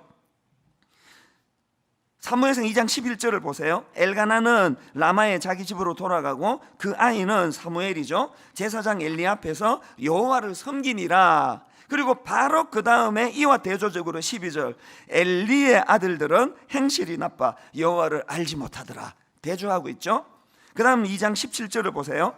이 소년들의 죄가, 엘리 두 아들입니다, 여호와 앞에 심히 크면 그들이 여호와의 제사를 멸시함이었더라. 그리고 바로 그 다음 18절, 이와 대조적으로 사무엘은 어렸을 때 세마포 에봇을 입고 여호와 앞에서 섬겼더라.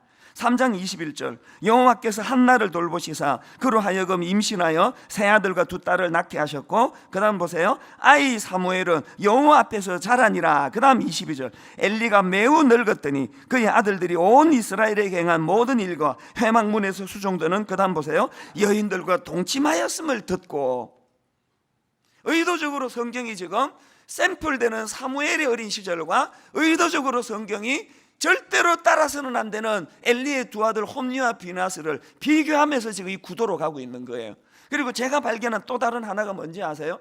이 한나의 아들 사무엘과 엘리 제사장의 두 아들 홈니와 비나하스가 점점 이게 이 간격이 벌어지는 걸 느낍니다. 점점 간격이 벌어져서 나중에는 이 두 아들이 세상에 요즘으로 치면 이 교회에서 섬기는 역할을 맡았던 그 두 아들이 교회 안에서 수종되는 여인들과 동침했다는 거예요. 교회 안에서 만난 어떤 성도 혹은 어떤 사역자와 더불어 성적인 죄를 짓는 이 자리까지 가는 게 여기에 묘사됩니다. 이렇게 점점 갈수록 벌어지다가 마지막에는 어떻게 됩니까? 엘리의 두 아들은 비참한 몰락의 길로, 사무엘은 수천 년이 지난 오늘까지 그를 닮고 싶고 본받고 싶고, 오늘 이 새벽에 우리가 사무엘의 인생은 아름다운 인생이었노라고 그렇게 인정하는 복된 삶을 살았다는 거예요.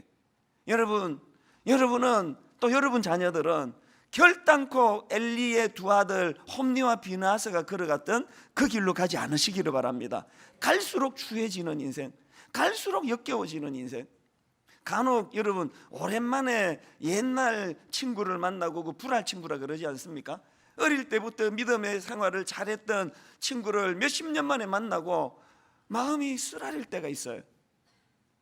얘가 분명히 고등부 시절에는 나보다도 믿음이 좋았고, 분명히 이 친구가 하나님 앞에 아름다운 그런 청소년이었는데 50대 돼가지고 너무너무 추하고 너무너무 역겨워진 모습으로 이렇게 나타날 때가 있으면 마음이 무너져요. 비록 저는요 늦게 철이 드는 스타일이기 때문에 중고등학교 때는 저는 믿음도 하나도 없었고 그저 고등부 가서 반주하는 여학생 뒷꼭지 쳐다보는 그 재미로 교회를 다녔고, 뜨끔? 우리 남학생? 중고등부 시절에 저는 은혜 받은 기억 없어요. 근데 대학 30대, 40대, 50대 저는 하나님께 가면 지금도 여전히 부족하지만 사무엘의 그 궤도를 내가 따라가고 있는 것에 대해서 너무 감사한 거예요. 오늘 여러분 기도하실 때 하나님, 성경이 지금 사무엘과 한나의 아들 사무엘과, 제가 강조합니다, 한나의 아들 사무엘과 엘리 제사장의 두 아들의 이 간격이 갈수록 벌어지는 것을 성경에서 대조하고 있는 것 같다면, 하나님 우리 집의 아들, 우리 딸 사무엘의 그 궤적을 따라가게 해주시기 원합니다. 그러려면 어떻게 해야 된다고요? 하나님과 관계 맺는 법을 가르쳐야 돼. 늘 하나님, 이게 막 눈 감고 2시간씩 기도하고 가정 예배를 매일 하고 이런 것도 필요하지만, 삶 속에서 길 가면서 놀랄 일이 일어날 때, 성적이 갑자기 뚝 떨어질 때, 반대로 막 너무 이번 시험을 잘 봤을 때 이 아이들이 본능적으로 하나님을 떠올리고 하나님께 도움을 구하고 하나님께 의뢰할 수 있도록 하나님과 영육 간의 관계 맺음이 있는 여러분의 자녀들, 또 여러분 인생 되시기를 바랍니다. 그런가 하면 두 번째로요, 우리도 사무엘처럼 갈수록 아름다운 인생이 되려면 이 말씀의 영향을 받는 인생이 돼야 된다는 겁니다. 사무엘 3장에 나오는, 저는 이 대조되는 이 두 구절이 참 인상적인데요, 그 시대를 이렇게 묘사합니다. 사무엘 3장 1절, 아이 사무엘이 엘리 앞에서 여호와를 섬길 때에는 여호와의 말씀이 희귀하여 이상이 흔히 보이지 않더라.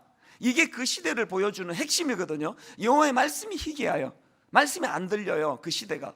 그런데 여기에 반해가지고 3장 21절에 사무엘을 묘사하는 걸 보니까, 여호와께서 실로에서 다시 나타나시되 여호와께서 실로에서 여호와의 말씀으로 사무엘에게 자기를 나타내시니라. 이 대조, 그 시대는 말씀이 희귀하여 말씀이 들리지 않던 암흑기였는데, 그 시대를 살아가던 이 어린 사무엘은 하나님의 말씀이 들려지는, 말씀으로 나타나시는 은혜, 이게 있어야 갈수록 아름다워지는 인생이 되는 줄 믿습니다. 여러분, 오늘 우리 시대가 말씀이 들리지 않다 보니까 많은 크리스천들도 거기에 영향을 받아가지고 말씀을 몰라요. 여러분, 오늘 우리 시대가 얼마나 감사한 시대입니까? 사무엘 시대는 이 성경 말씀, 하나님의 계시의 말씀이 나오기 전이니까 하나님이 말씀을 주시기를 얼마나 사모하고 얼마나 갈망했습니까? 그러나 우리 시대는 하나님의 말씀인 계시의 성경이 있잖아요. 뭐 잠이 안 오는 새벽이든 아침이든 저녁이든 마음이 울적하든 언제든지 하나님의 말씀을 들을 수 있는 시대인데 말씀을 안 보는 거예요. 이 말씀을 안 보는 게 말씀을. 여러분이 사무엘처럼 갈수록 아름다운 인생이 되기를 원한다면 말씀을 가까이 하는 거. 말씀. 사실 우리 어릴 때는요, 너무너무 가난하고 뭐 먹을 것도 없고 그랬는데, 뭐 교회 가면은 뭐 이런 막 신비 있고 더럼 있고 어디 있습니까? 다 찌그러져가는 풍금 막 반주하는 자면은 이 다리가 굵어야 돼요. 막 밑에 페달을 밟으면서, 그러면서 위에는 또 반주를 이렇게 하고. 난 그래도 아름답더라고요. 아이 참, 안 해도 되는 말을 해서 내 수습을 못 하고 있는데, 아무 기자재도 없고 뭐 빔은 어디 있고 뭐 영상 이런 거 하나도 없었습니다. 우리 어릴 때 그 주일학교 가면은 그 문풍지, 거기에다가 이제 찬양 가사 다 기억나시죠? 주의 친절한 팔의 향기, 이게 한글로 다 써가지고 노래 부르고, 이런 막대기로 이제 그 다음 꼭 이렇게 부르겠습니다. 이렇게 했던 시절이에요. 뭐 아무것도 없었어요, 시설. 그러나요, 여러분 어릴 때를 생각하면 늘 내가 감동이 되고 감사가 되는 게 뭐예요? 우리 부모님들도 마찬가지. 우리 부모님들의 신앙교육을 딱 한마디로 말하라 그러면 No Bible, No Breakfast. 오늘 영어가 자꾸 나오는 걸 이해해 주시기 바랍니다. 한숨도 못 자고 나온 얘들을 위해서. 앞부분에는 빵빵 터졌는데 갈수록 이게 안 터지네. 이게 이 설교를 이제 정리할 때가 다가오는 것 같습니다. 우리 어릴 때의 이 신앙 교육은 딱 한마디로 No Bible, No Breakfast예요. 아침 너 성경 안 읽었니? 밥 먹지 마라. 딱 이거였어요. 영의 양식도 안 먹는데 너 몸은 배고파서 밥이 먹히니? 이게 딱 우리 어머니의 신앙 교육이에요. No Bible, No Breakfast. 여러분이 감동 받을 때까지 할 거예요. No Bible, No Breakfast.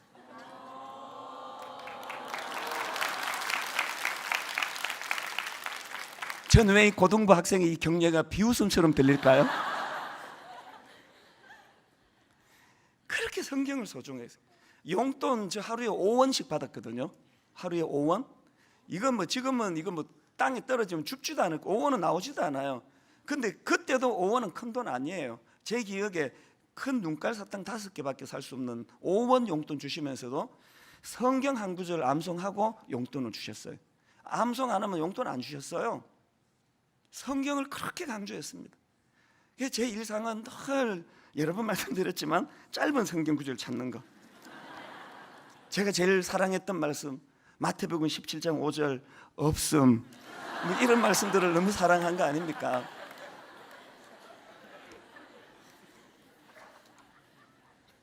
요즘에 고등부, 중등부 성경 퀴즈대회, 저희 때는요 성경 퀴즈대회가 굉장히 많았습니다. 그리고 성경 퀴즈대회 나오면은 막 학교에 갖고 가서 공부하고 1등 하려고, 그 반주하는 그 여학생에게 잘 보이고 싶고 이러니까. 요즘에 교회들마다 성경 퀴즈대회 안 합니다. 수능에도 안 나오는데 누가 그걸 공부하고 앉아 있습니까? 오늘 우리가 갈수록 이 시대가 황폐해지고 갈수록 추한 인간들이 많이 나타나고 있는 이 현실은 바로 이걸 잃어버린 거 아닐까요? 수많은 크리스찬들이 아름다움을 잃어버리고 있는 근본적인 원인이 이 정신 아닐까요? No Bible, No Breakfast. 네가 육의 양식이 배가 고파져서 허기가 느껴져서 그 밥을 찾는다면 네 영혼의 허기를 채우는 성경은 왜 안 보느냐? 저는 분당 우리 교회가 그냥 1년에 한 번 막 한 일주일 거의 광란의 시간을 보내면서 특세를 뒤집어 놓고 이후에는 기도도 안 하고 성경도 안 보고 이런 이벤트로 행하는 그런 교회가 되지 않기를 바랍니다. 월요일부터 여러분 일상 새벽 기도, 그리고 하나님 앞에 여러분 자녀와 여러분 자신의 이 정신, No Bible, No Breakfast, 하나님 앞에 이 정신이 회복되는 은혜가 있기를 바랍니다. 결론을 맺으면서요, 저는 이번 이 특세를 준비하면서 사무엘상을 쭉 읽다가 발견한 몇 가지 무서운 교훈이 있는데, 그게 그 중에 하나가 뭐냐 하면은, 자 여러분 한번 생각해 보세요. 엘리 제사장이 잘못한 걸 정리해 보니까 그게 두 가지더라고요. 하나는 제사장으로서 자기 역할을 잘 못한 거, 무기력하고 무능한 제사장으로서의 역할을 잘 못한 거. 요즘으로 치면 제가 담임 목사로서 목회를 그냥 무기력하게 짝이 없게 하는 거. 이게 엘리가 잘못한 거고, 또 하나 성경이 지적하는 엘리의 잘못이 뭐냐면 자식 교육을 잘못시킨 거. 이 두 가지 아닙니까? 그런데 여러분, 제가 이번에 발견한 무서운 진리가 뭐냐면요, 엘리가 분명히 이 두 가지를 잘못했는데 주로 사무엘상에서 하나님이 추궁하시는 것은 자식 교육 잘못시킨 거예요. 집에 가셔서 한번 그 관점을 한번 읽어보세요. 하나님의 포인트는 그가 목회를 얼마나 잘못했느냐에 보다도 자녀를 잘못 교육시킨 거. 저는 이게 두려운 거예요. 분당 우리 교회를 목회 잘한 것보다 하나님이 더 원하시는 건 네 가정의 새 아이를 잘 양육해야 된다. 제가 이런 생각을 하고 있는데요, 우리 교회 홈페이지에 참 내 마음이 감동이 되는 글 하나가 올라오더라고요. 현역 군인이 뭐라고 글을 썼느냐 하니까, 지금 이 친구가 가깝지도 않아요. 전라도 광주 근처에 있는 거기서 군 복무를 하는데 이 특세 참석하고 싶어가지고, 자, 한번 들어보세요. 직접 읽어드릴게요. 2년 만에 특세였습니다. 작년 7월에 군대에 입대한 까닭에 작년에는 특세를 참석할 수 없었고, 군 입대라는 시간 동안 세상에 침몰당하지 않기 위해 애쓰다가 결국 영적 탈진이 오게 되었습니다. 그러던 중 알고 지내던 목사님과 전도사님, 간사님, 우리 교회 이제 목사님 말하는 것 같아요. 백방으로 접촉하여 가을 특세 일정을 알게 되었고, 무작정 휴가 일정을 써냈습니다. 그리고는 14일 새벽, 월요일이죠. 그렇게 오고 싶었던 분당 우리 교회 이제 본당에 들어오면서 이 군인이 지금 특세 때문에 휴가를 내고 여기 와가지고 첫날의 그 감격을 이렇게 피력하는 겁니다. 그날 그렇게 넘치는 감격으로 예배를 드렸고, 이전서부터 부어있던 손목은 하루가 지나갈수록 아픔이 사라져가는 놀라운 시간을 지냈습니다. 그 다음에 이 청년의 그 애틋함, 아쉬움, 그렇게 이번 일주일을 보내고 이제 어제 쓴 글이에요. 내일 마지막 특세를 보내고 부대로 복귀하면 얼마나 좋을까요? 이게 무슨 말인가 하면, 오늘 저녁에 이제 부대로 복귀를 해야 된다는 거예요. 내일 주일이 이제 특세에 마무리하는 설교거든요. 내일 주일 예배까지 마무리하고 갔으면 얼마나 좋을까. 그 애틋함을 여기에 이 청년이 피력을 한 거예요. 너무나도 아름다운 예배와 찬양, 그리고 말씀과 기도. 하나님, 제가 너무 힘든데 한 번만 안아주시면 안 될까요? 그렇게 특세를 마쳤으면 오죽 좋았을까요?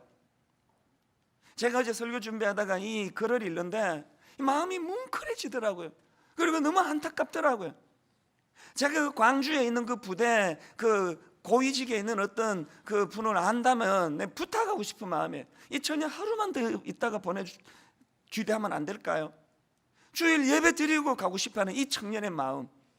그래서 제가 너무 마음이 귀해서 전화를 했어요. 원래 내가 알고 있던 청년이거든요.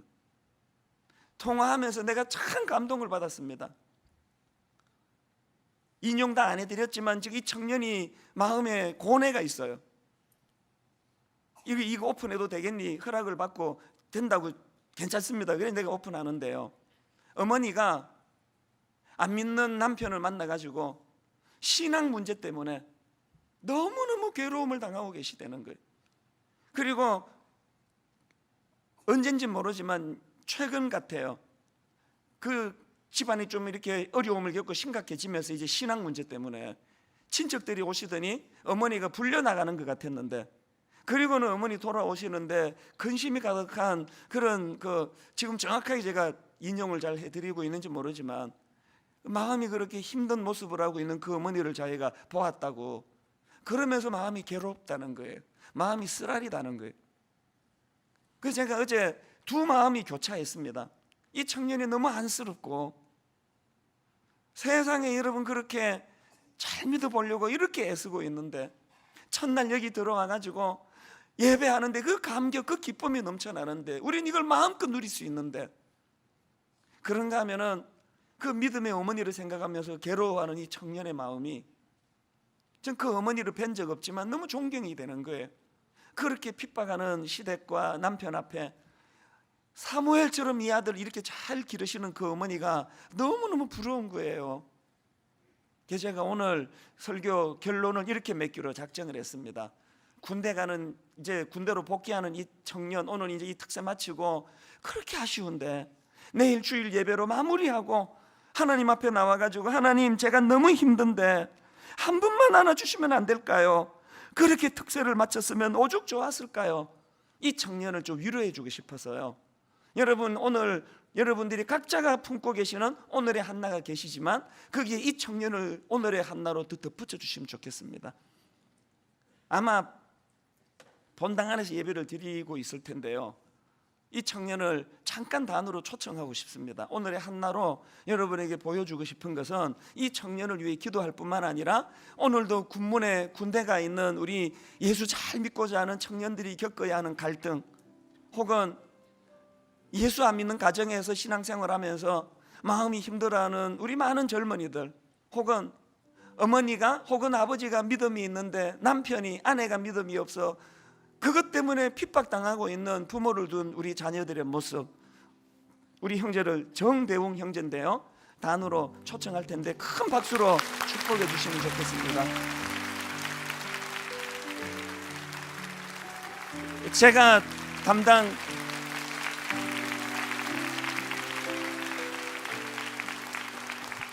담당 교역자한테 쭉 물어보니까요, 군대 가기 전에 우리 대학부에서 리더로 섬기면서 참 아름다운 섬김을 보여줬다 그러더라고요. 그래서 제가 그 목사님하고 상의하다가 우리 리더들한테 좀 연락해가지고 모든 성도님들이 이 오늘의 한나를 안아주고, 여러분 그 기차 타고 광주로 내려가는 그 걸음 속에 내일 예배에 대한 아쉬움이 꽉 차 있을 이 청년을 어떻게 우리가 좀 섬기면 좋을까 생각하다가 그 목사님한테 부탁했어요. 같은 리더로 섬기던 우리 친구들이 좀 나와가지고 격려해 줄 수는 없을까? 기꺼이 그렇게 하겠다 그러더라고요. 우리 대웅 형제가 요 조금만 내려가 서 주시고요. 우리 대학부 리더들 어디 계세요? 나왔다면 좀 나와서 우리 이 친구들을 좀, 대웅 형제를 좀 허거해 주세요.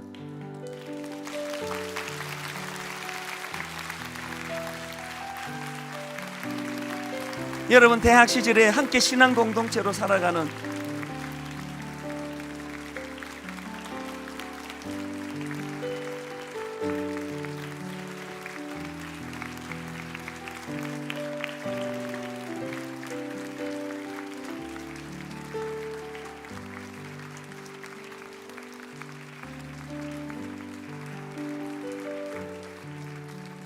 우리 대학 일부 리더들인데요, 우리 대욱 형제랑 더불어서 그렇게 일렬로 서는 게 아니고 대웅 형제를 좀 애워싸 주면 좋을 것 같은데요. 그 몸에 손을 얹고, 방금 우리 학생들이 장미꽃 한 송이씩을 갖고 와서 마음을 전해줬는데요, 대웅 형제에게 남는 거는 곧 시들어버리는 저 장미꽃이 아니에요.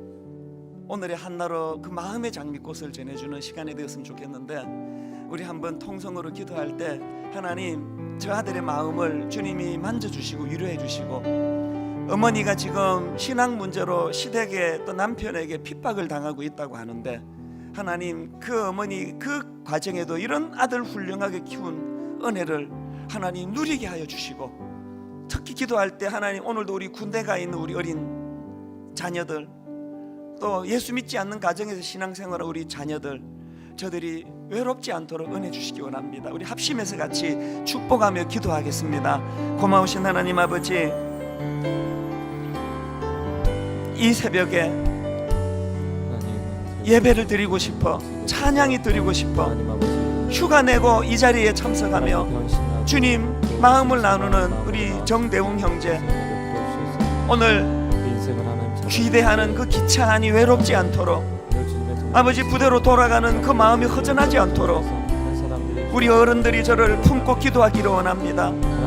하나님 아버지, 오늘도 대웅 형제를 만나주시고 일하시고 그를 붙잡아 주시는 하나님, 그 어머니가 이렇게 어려움 중에도 이 아들 잘 길러주신 그 은혜를 하나님께 감사하며 마음이 위로받기를 원합니다. 은혜를 주시옵소서. 주님, 은혜 주시기 원합니다.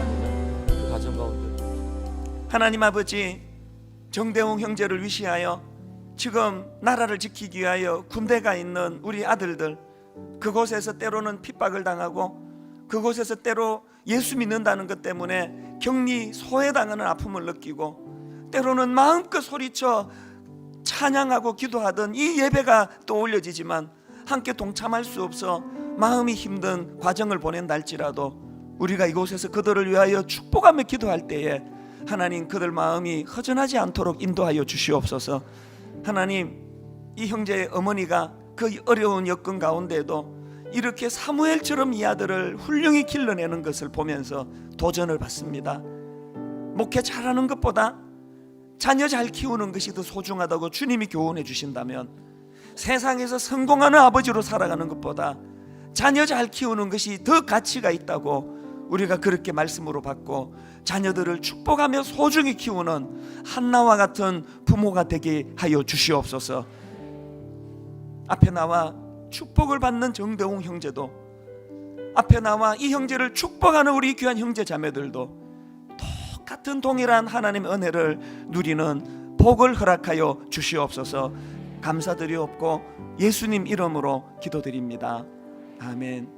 큰 박수로 축복합니다. 이제 우리 대학부 형제들 들어가셔도 되고요. 정대웅 형제한테 어제 이제 그 목사님하고 상의를 하면서 뭔가 우리가 뭐 줄 수 있는 게 없나. 그래서 이제 이 형제에게 기차 타고 내려가다가 심심하지 않으라고 이 책을 하나 준비했습니다. 제가 원래는 이제 제 책을 드릴까 줄까 했는데 놀랍게도 제 책을 이미 다 읽었답니다. 이걸 강조하고 싶습니다. 예, 제 책을 이미 다 읽어서 제가 이제 갖고 있는 책 중에서 한 권을 급하게 정리했고요. 그리고 이제 광주 내려가는 차비를 넣습니다. 광주 내려가는 차비 넣었습니다. 위로 힘 얻으라고.